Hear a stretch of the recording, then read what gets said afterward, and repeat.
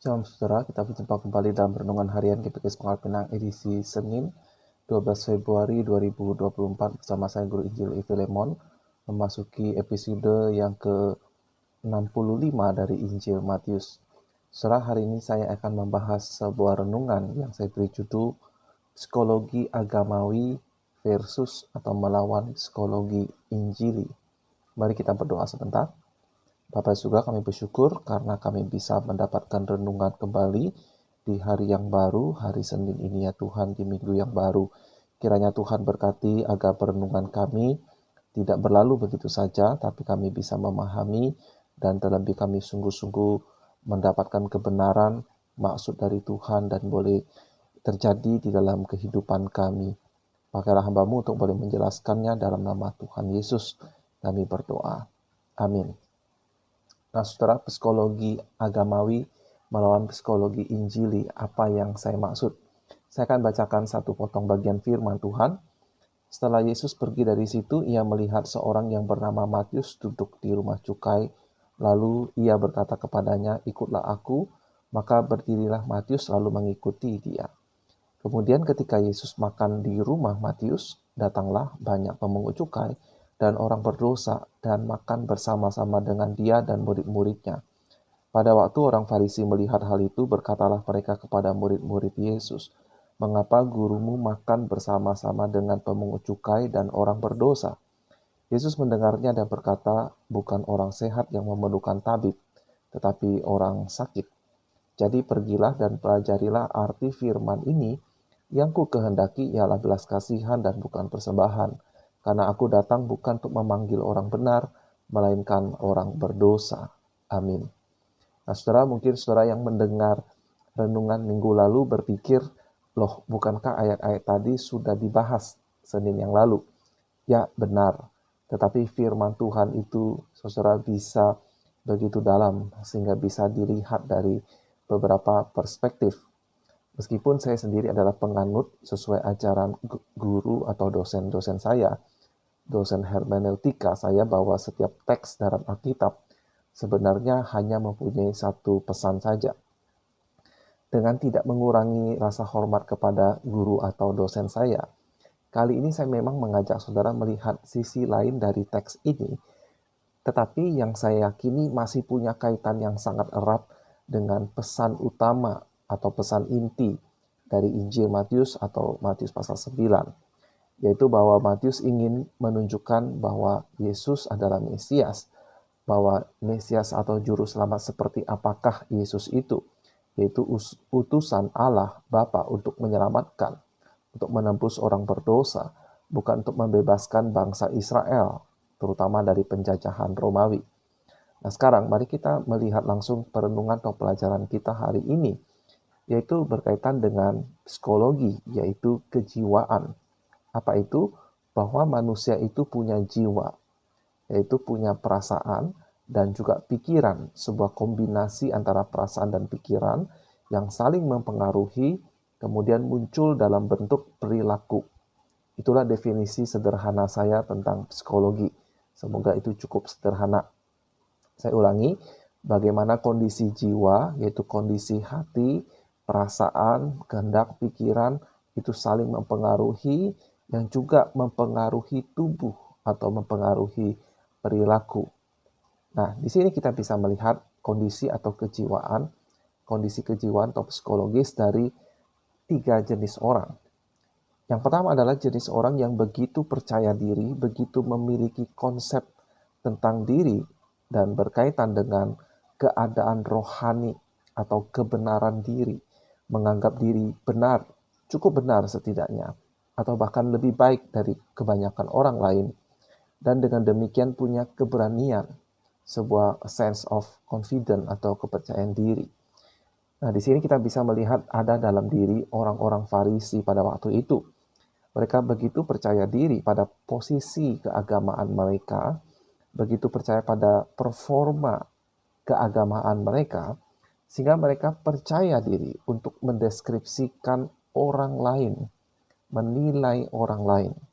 Dan ketika kita melihat, ketika mereka melihat Yesus berkumpul, makan di rumah Matius, si pemungut cukai, bersama banyak pemungut cukai dan juga orang-orang berdosa yang lainnya, mereka mencemoohkan peristiwa itu. Tetapi ada hal yang ironis di sini.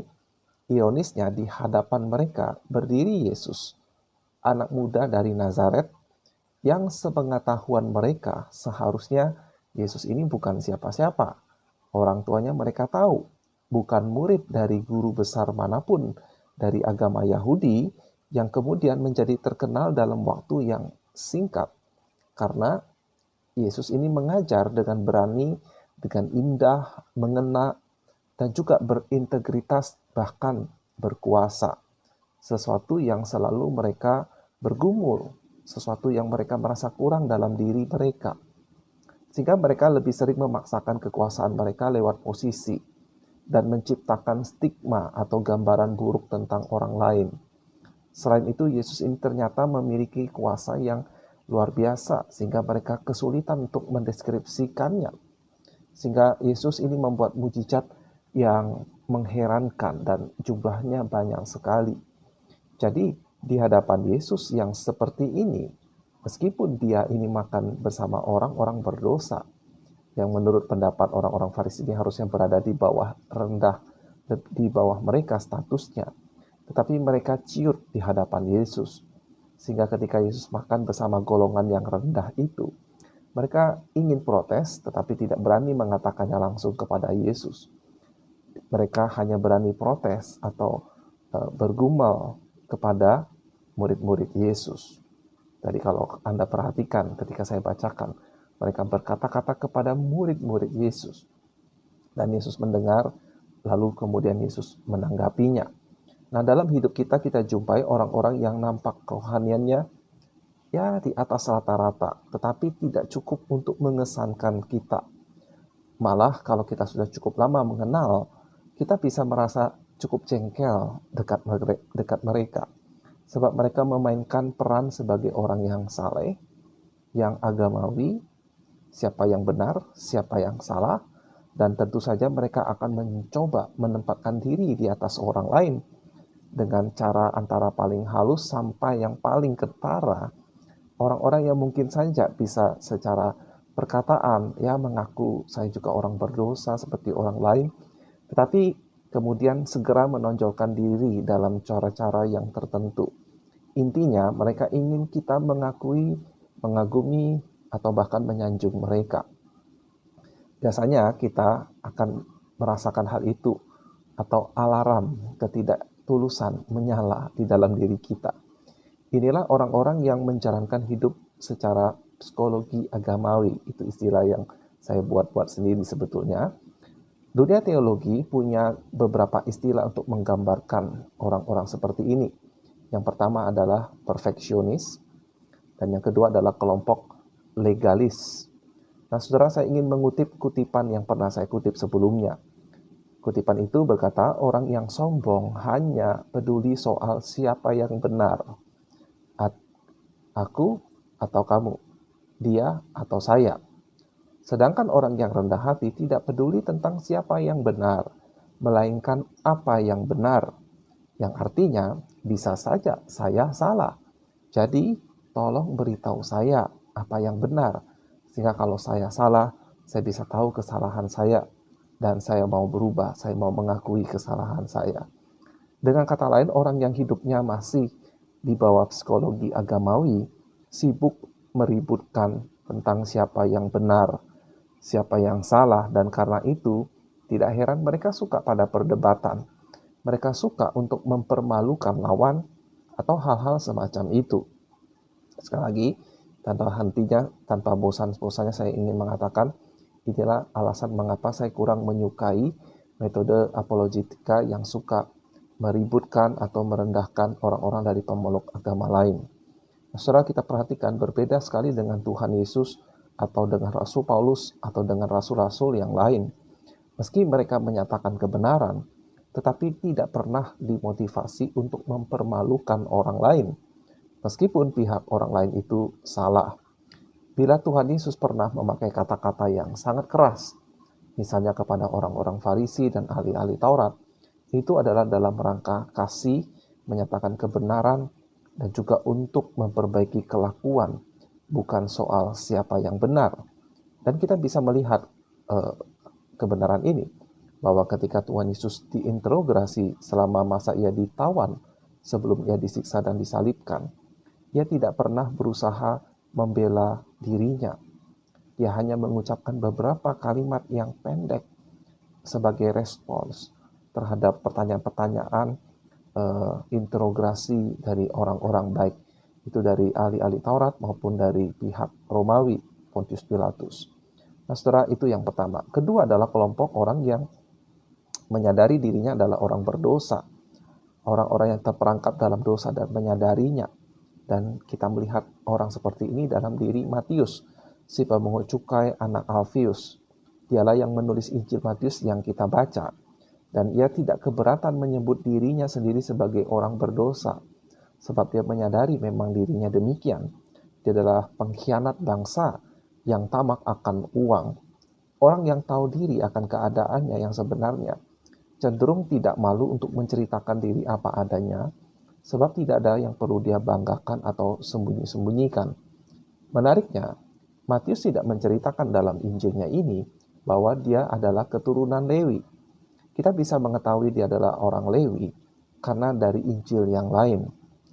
Orang yang menyadari dirinya berdosa di hadapan Tuhan cenderung, sekali lagi, rendah hati dan tidak banyak bicara.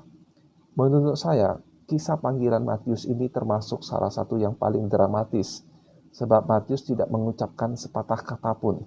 Dan itulah yang menyebabkan menurut saya begitu dramatis. Matius sama sekali tidak tercatat mengatakan sepatah kata pun. Meskipun saya yakin Matius pastilah berkata-kata kepada Yesus, sebab kalau tidak bagaimana ia bisa mengundang Yesus untuk makan di rumahnya. Tetapi dalam catatan Injilnya, Matius merasa tidak perlu menuliskan apa-apa perkataan dari dirinya. Ia hanya mencatat perkataan Yesus, lalu menulis tentang dirinya, maka berdirilah Matius dan mengikuti dia. Lagi pula Matius mendeskripsikan dirinya sebagai pemungut cukai dan juga teman-temannya sebagai orang-orang berdosa. Dengan kata lain, dia juga mengakui dirinya adalah orang berdosa. Kemungkinan terinspirasi dari perkataan orang-orang Farisi yang waktu itu berkata kepada murid-muridnya, "Mengapa gurumu makan bersama pemungut cukai dan orang-orang berdosa?" Kemungkinan Matius mendengar perkataan itu dan dia mengakui, "Saya orang berdosa," dan dia menuliskannya. Tidak malu, dia tidak sungkan untuk memakai istilah itu kepada dirinya. Nah, saudara, inilah kelompok yang kedua. Kelompok yang ketiga adalah orang yang berdosa tetapi kemudian menerima anugerah Injil keselamatan. Di sini kita bisa melihat kembali dalam diri Matius. Dari Injil Lukas, kita mengetahui bahwa saat menerima undangan Yesus untuk mengikutinya, Matius pun, ini kata Injil Lukas, meninggalkan segala sesuatu, lalu mengikuti Yesus.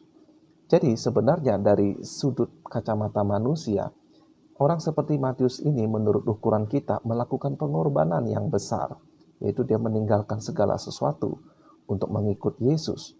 Itulah sebabnya di renungan minggu lalu saya katakan Matius kemungkinan besar mengadakan perjamuan makan di rumahnya dalam rangka untuk mengadakan perpisahan dengan kehidupan lamanya, mungkin dengan keluarganya, dan sekaligus untuk memberi kesempatan kepada teman-temannya yang juga adalah orang-orang berdosa itu untuk mendapatkan anugerah dari Tuhan Yesus.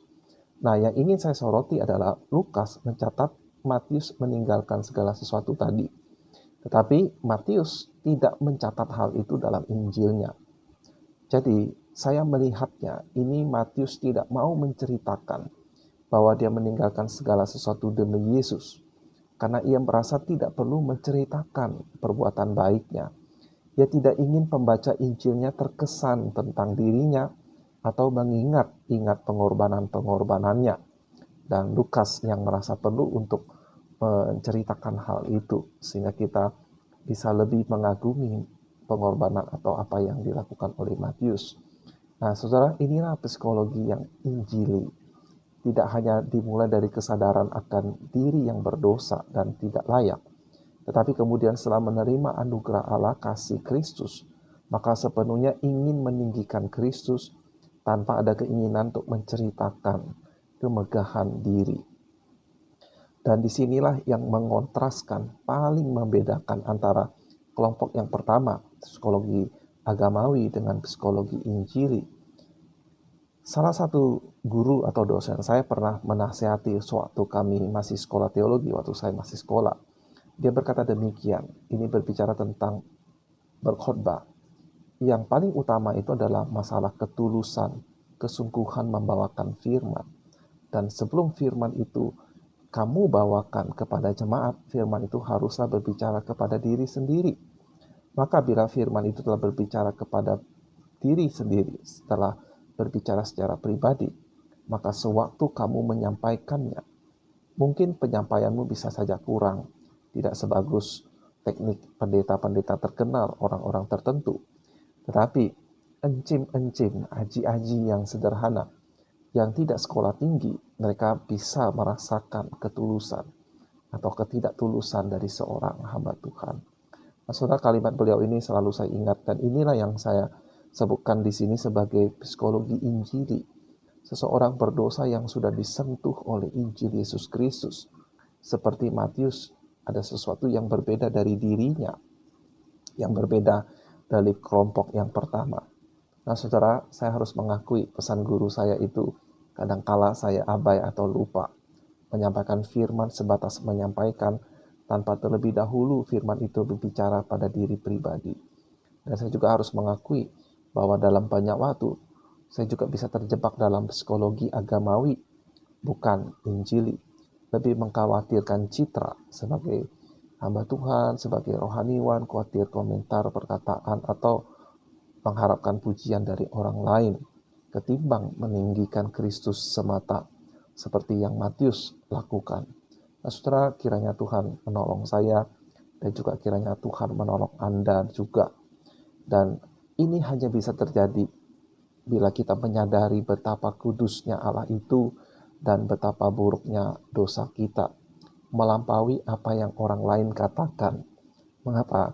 Sebab saya yakin kalau kita bertanya kepada orang-orang yang mengenal kita, kebanyakan orang yang mengenal kita akan dengan senang hati menceritakan hal-hal baik tentang kita. Kalau Anda bertanya tentang diri Anda kepada saya juga akan dengan senang hati menceritakan hal-hal baik tentang diri Anda. Tetapi kita sendiri sering mengelupakan, kurang mengintrospeksi betapa berdosanya kita sebenarnya di hadapan Tuhan.